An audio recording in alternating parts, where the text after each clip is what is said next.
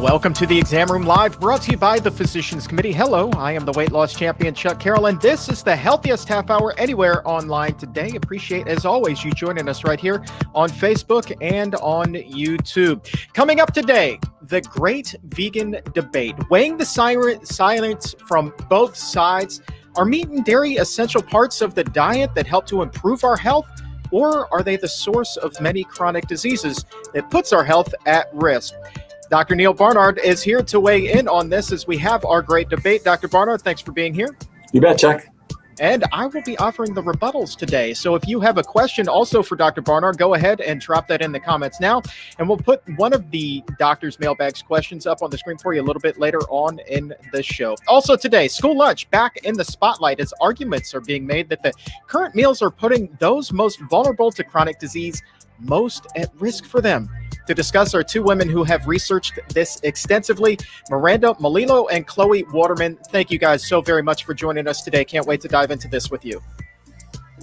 But first, let's get caught up on the latest happenings. Here are your health headlines for Monday, September the 14th, 2020. The number of coronavirus infections in the U.S. now stands at more than 6.5 million, representing more than 20% of the total confirmed cases worldwide since the beginning of the pandemic. While infection rates are declining for most of the country, parts of the South and Midwest are exempt from this. Missouri, Oklahoma, Wisconsin, North Dakota, South Carolina, Arkansas, and Nebraska all seeing growing numbers of patients over the last week, according to records kept by the New York Times. And following up on a story that we first told you about last week, a second meatpacking plant is now facing a fine for failing to protect its workers from the coronavirus. This one, a JBS plant located in Greeley, Colorado. According to the Department of Labor, which handed down the fine, 6 people died and another 290 became infected as a result of inadequate safety measures there. But critics say the penalty of less than $16,000 is not even a slap on the wrist for a company that generated revenue of nearly $52 billion last year. The fine comes just days after a Smithfield plant in Sioux Falls, South Dakota faced similar punishment and received a fine of even less than that of JBS. Both companies are contesting the citations, saying they are without merit and that they've already taken steps to address worker safety. As of Friday, more than 200 meatpacking workers have died from COVID-19, while 42,000 others have become infected.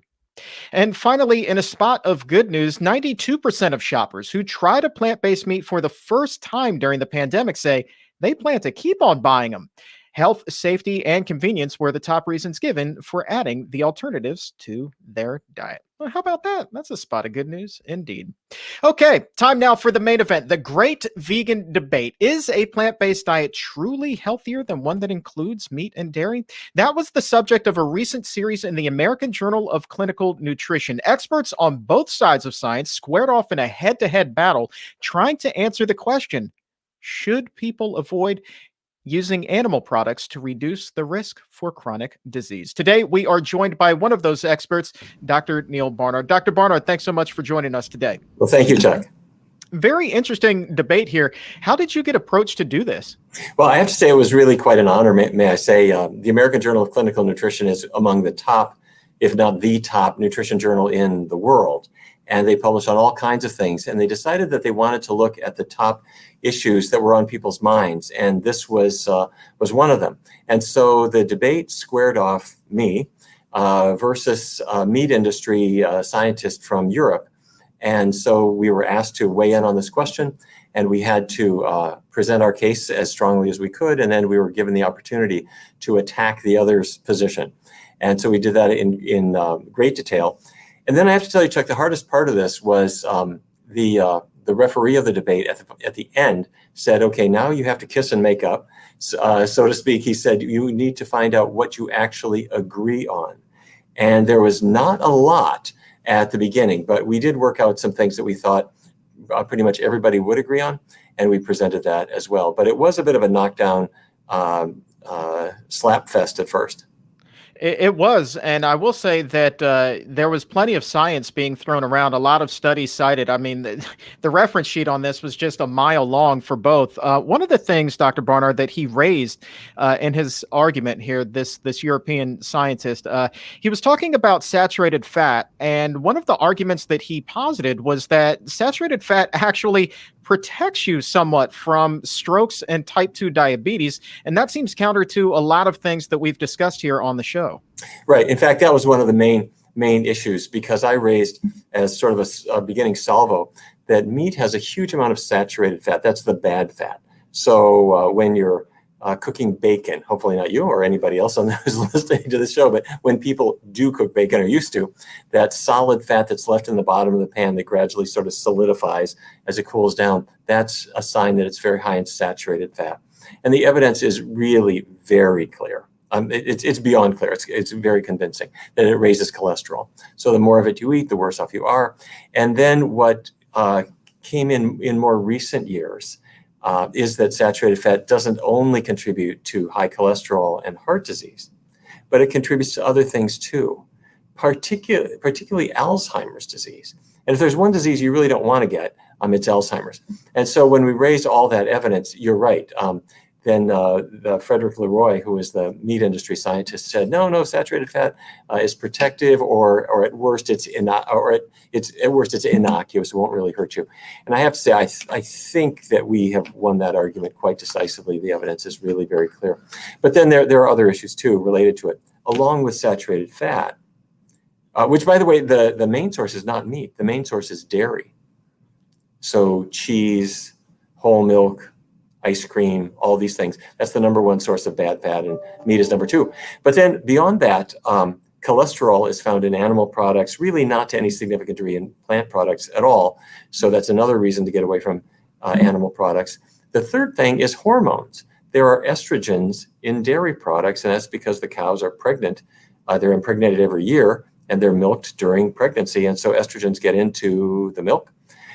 Finally, the list could go on and on, but the last thing just to mention right now is that the milk sugar lactose is something that most adults on the planet don't digest.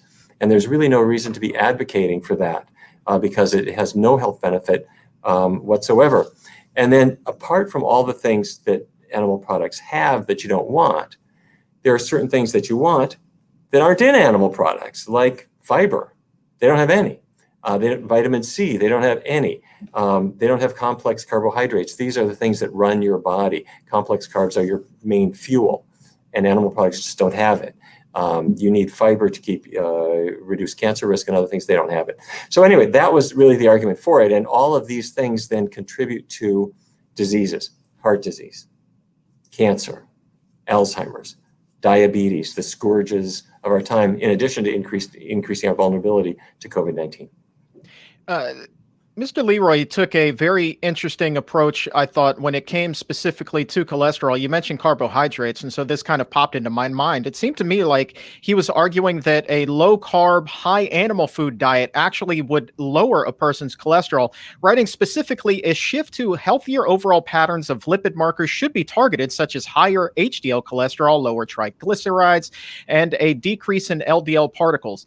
But here's where it gets particularly interesting. He goes on to say low carbohydrate diets typified by large proportions of animal foods do exactly that in people with metabolic dysfunction, thereby outperforming low fat diets. It seems to me like the science there is a little bit counterintuitive. Here's the thing, that when people go on these diets that are high in animal products, cholesterol levels generally rise, and specifically what's called LDL, or bad cholesterol, low density lipoprotein cholesterol, that rises too.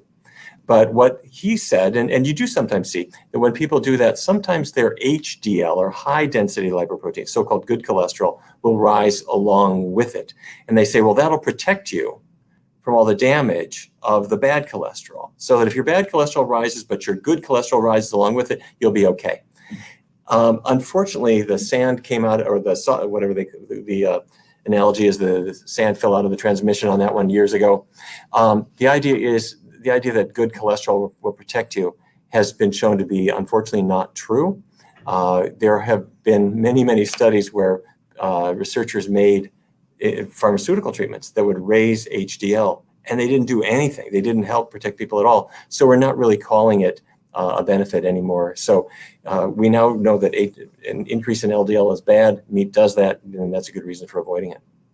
Here's a big one that I think that a lot of times we've seen this point raised, and he brought this into the argument as well, is that a diet that is plant-based, excludes meat, excludes dairy, is not nutritionally adequate. You can't get all the nutrients that you need. He pointed specifically here to iron and protein as two of the big nutrients that you just can't get enough of on a plant-based diet. What was your rebuttal to that?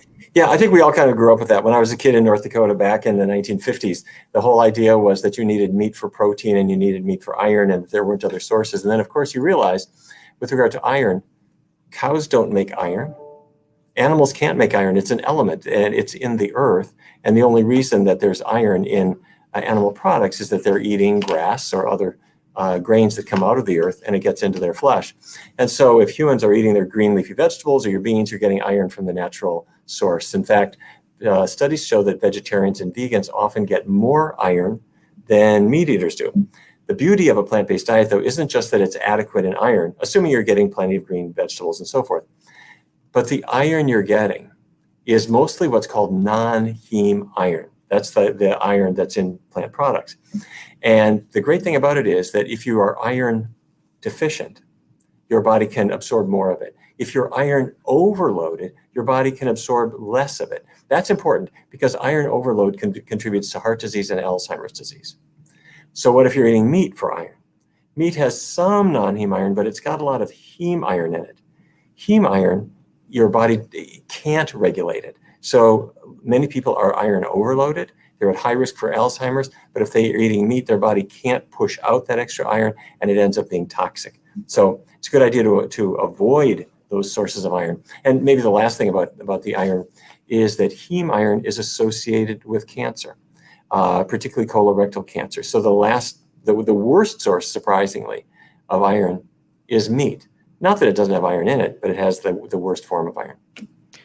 So we're talking about iron absorption there specifically. He was also wondering about other nutrients, and he said, and I quote, "Some of the essential nutrients can be found as precursors in plants, but with poor conversion to their active forms," which sounds like exactly what it was that you're talking about. But he was saying that this is problematic, not just for iron, but for other nutrients as well.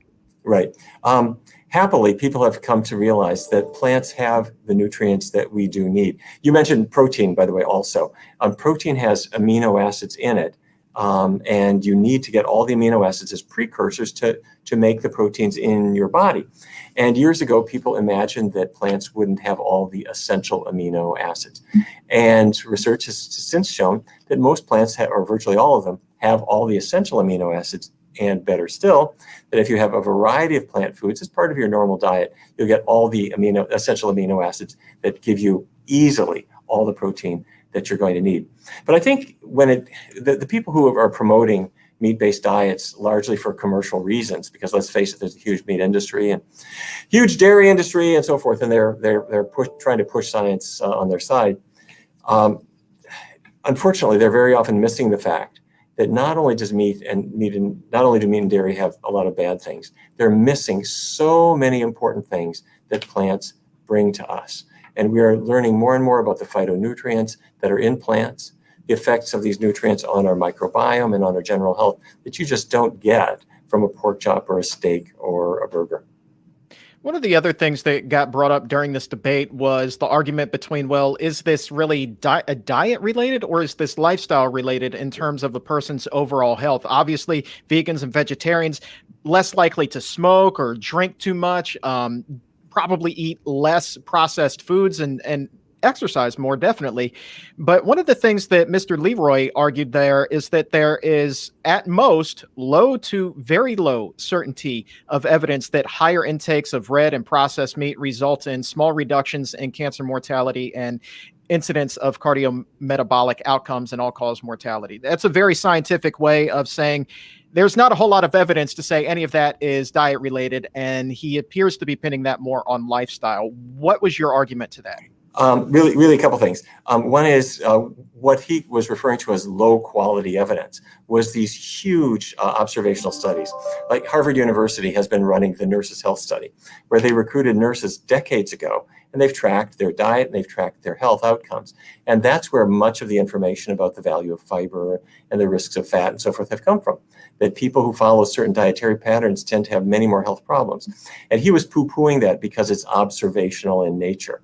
And he says what you really need is a randomized clinical trial where you bring people in and you test diets and you hold everything else equal. Well, happily, that's what our research team has been doing for decades. And many other teams have done the same. For example, we bring in people who have diabetes. Half of them go on a low-fat vegan diet. The others go on a conventional diet, and you just see which is better. And these things really do prove it very clearly. But his other argument, which you mentioned, is he was saying, well, vegans they're less likely to smoke, they're more likely to be physically active, they're generally better educated, and that's all true. Researchers have been looking at that for a long time. The question was, why do vegetarians tend to have higher IQs than other people? And I just mean when you do testing, you tend to see that vegetarian children tend to outperform the other kids. And the question was, well, is it something about the food, or is it just a more educated family or whatever is more likely to be choosing a vegetarian or a vegan diet? Both may be true, but none of this argues against the value of plant-based diets, because in research studies, you can hold those things constant. And you can hold smoking constant and all of these things, and the value of a plant-based diet still shines out very, very convincingly. And I am guessing that when they pulled this debate together, it was a little bit hard for them to find somebody to argue in 2020 that you should still have meat in your diet.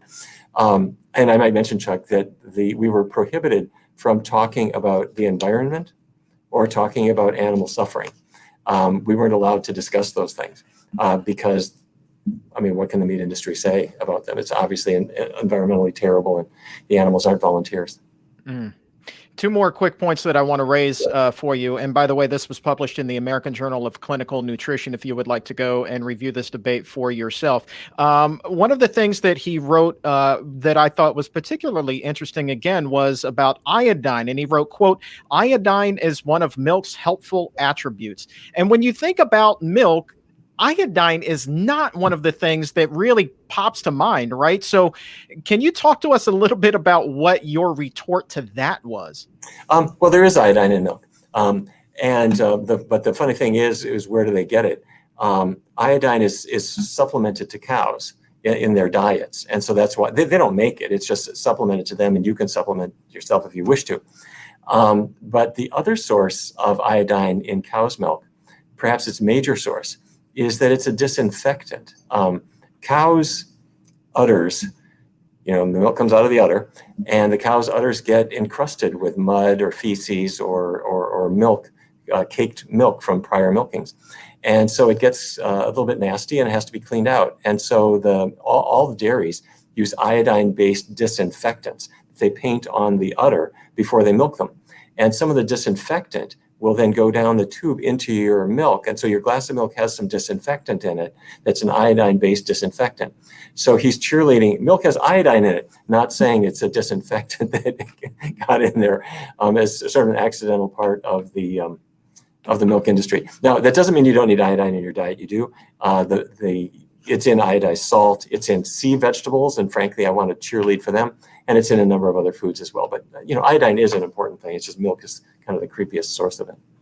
And last thing here, one of the arguments that he made against adopting a plant-based diet, a vegan diet, was that it's just too difficult. I want to read to you this specifically. He said, "Vegan diets require careful planning and supplementation to avoid major health problems. The required nutritional knowledge, dietary discipline, culinary skills such as proper processing of dried legumes, and resource availability are not consistently present in the general population." Dr. Barnard, true or false, a vegan diet is incredibly difficult and you need to be a whiz in the kitchen in order to do it properly? Well, I hope that's false. Although I have to say, our grandparents knew how to put a kettle of beans on the stove. It may well be that somehow that that amazing technical feat has been lost on modern generations. I hope not, but it's easy to recover them. I mean, boiling spaghetti and opening a can of sauce and, zapping some vegetables or whatever is really not tough. Although I will tell you, here's how we actually do it at Barnard Medical Center, is when people are going vegan, they imagine they have to learn how to, wear tie-dyed clothes and they have to acquire a taste for folk music. They imagine all kinds of difficult things, and I think that's what he was putting his finger on. But it's really very easy. People take a week or so and just thinking about the vegan foods they would like, and then once they've identified them, then they eat those foods for 3 weeks or so, totally vegan, and you soon discover that it is so easy, and much easier than every other diet you ever did before. For a person who goes on the ketogenic diets, to say you can never have fruit, you can't have grains, you can't have beans, you can't have starches, those diets are punishing.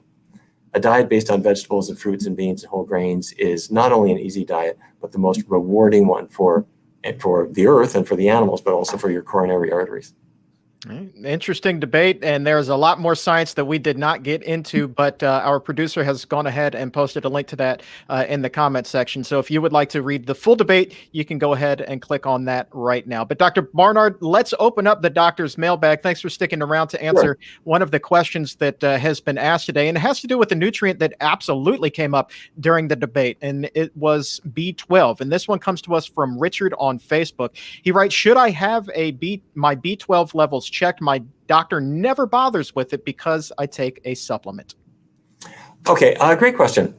If you are supplementing vitamin B12, it's extremely unlikely that you would be low in B12, and that's why your doctor is not even bothering to test for it.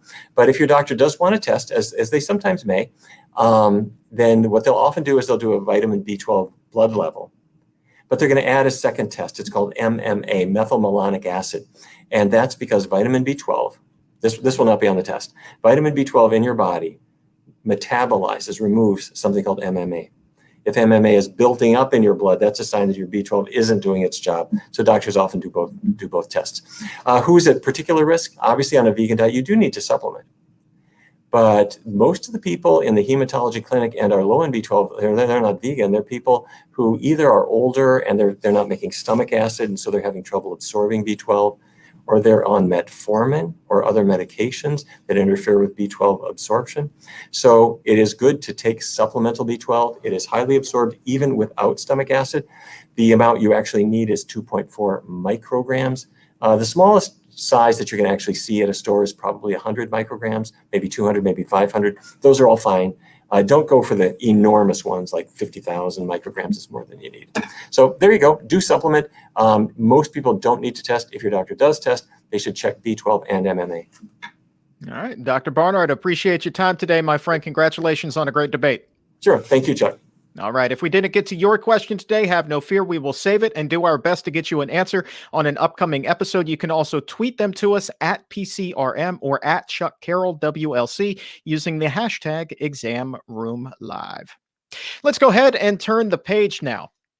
What has become clear in recent months is that people of color are fighting the pandemic on an uneven playing field.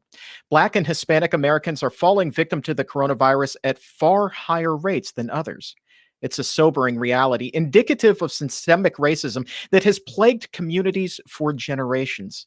Unhealthy living conditions, lower wages, inadequate access to doctors all combine to lead to higher rates of diabetes, heart disease, and obesity. Those are three of the conditions that can turn a COVID-19 infection into a fight for your life. It is also a fact that because of the systemic racism faced by these families, their children rely heavily on food that is served in schools to get adequate nutrition. But my next guests say that in many schools, the food being served does not supply the essential nutrients that they need. In fact, it may be continuing to drive down the health of the young minds it is intended to nourish. Please welcome Miranda Mlilo and Chloe Waterman to the Exam Room Live. Thank you both very much for joining us today. Thanks for having us. Thank you so much. Miranda, let's start with you and let's talk about some of what you discovered in your research here. Can you give us an example of what the current school lunch looks like? It's been a number of years since I've been in a cafeteria like that. So, can you bring us up to speed on what they're currently made from? Well, I think it's really important to know that school lunch is heavily underfunded. And as a result, since schools don't have enough money to buy healthy foods and may not necessarily have the capacity to cook in a healthy way, like scratch cooking, often what kids are eating is highly processed, high in salt content, high in fat content, unhealthy foods. And Chloe, one of the things that was cited in a recent article that you both published, I thought that was phenomenal. You looked at a study that looked at what 20 days of meals looked like that were served in 13 of the largest school districts in the country. And the amount of red meat and processed meat that was being served was just astronomical. Can you talk to us a little bit about the prevalence of that are on these plates?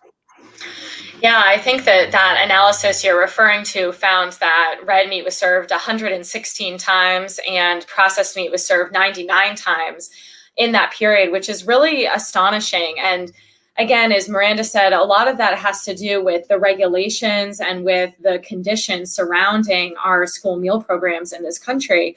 But as your viewers on this show, I think know well, processed meat is a known carcinogen, in the same category as tobacco, cigarettes. And so the fact that we're putting this on kids' lunch plates every day is really astounding.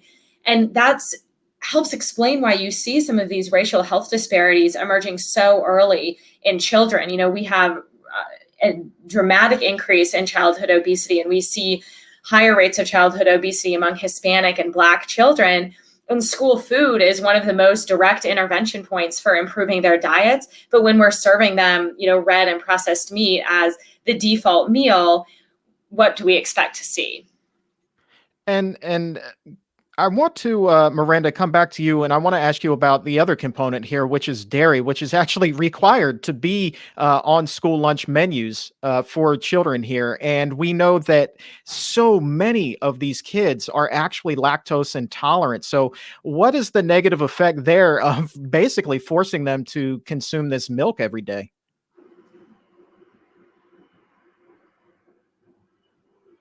And I believe she's frozen. So, Chloe, I'm going to pivot over to you. Can you feel that one?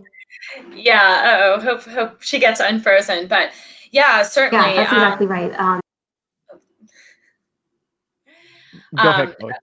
According to the National Institutes of Health, between 50 and 90% of people of color are unable to process lactase. And that's the norm around the world right now. It's actually rare and a very Eurocentric view to assume that people are able to process dairy products and milk in particular.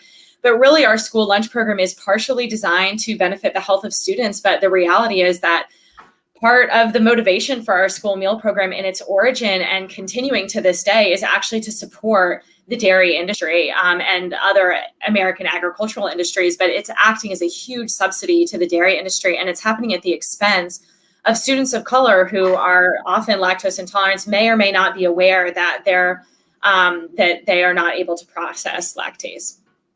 All right, Miranda, I'm going to come back to you here. Hopefully, the technical difficulties have been ironed out. I want to ask you about the reliance of school lunches on children who live in underprivileged communities here. Can you talk to us about how much, what percentage of calories the kids consume every day? How much of that actually comes from these school meals? For a lot of kids, half of their caloric intake actually comes from school meals.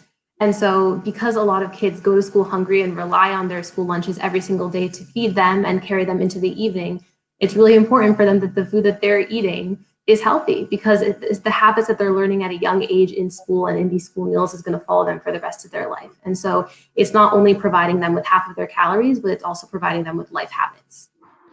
And let's talk about the cost of these meals. What does it actually cost to serve these? I know that they're buying in bulk, and that might bring the cost down a little bit. But at the same time, you're talking about so many millions of students. It's really, the cost has to be astronomical. Can you talk to us a little bit about that? Chloe, Miranda? to take that. Oh, sorry. I think Chloe has the statistics for that one. Okay, Chloe. Sure.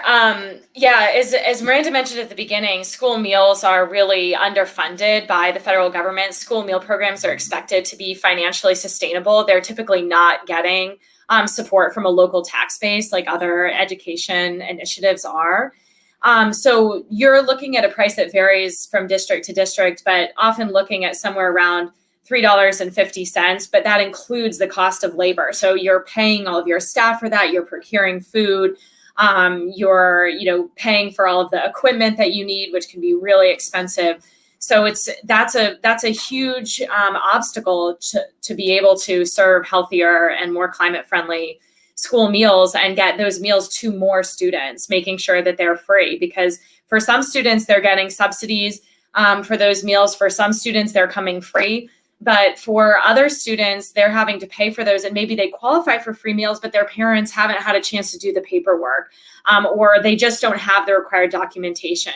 And for those students, they can deal with things like school lunch shaming, where they're turned away if they don't have even $1.50 to pay for their school lunch, which is why we need to make universal school meals free.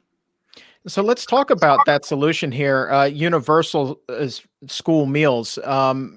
And I believe in the article that was sent to me, you were, Miranda, the argument here is that there should be an increased focus on plant-based foods, but we know that the cost is already high and they're being underfunded. So how do you strike that balance between increasing the nutritional value of these with the economics?